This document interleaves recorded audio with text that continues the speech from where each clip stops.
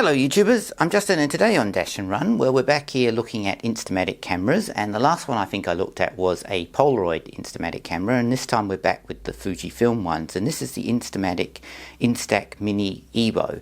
Now this has recently come out and is a hybrid Instamatic camera, meaning that it's actually a digital camera as well as a printer as well as an Instamatic camera, which is pretty cool.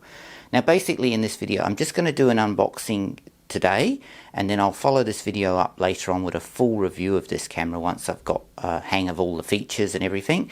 So basically let's see what we've got and we'll go from there.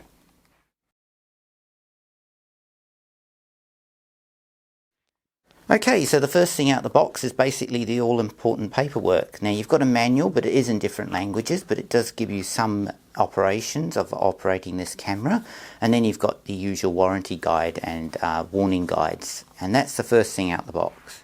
Next is this nice strap with some Instax branding on it, and this is basically to put on the camera so you can have it hooked around your neck when you're operating the camera or if you're using the camera, and it's good that they include this little strap too.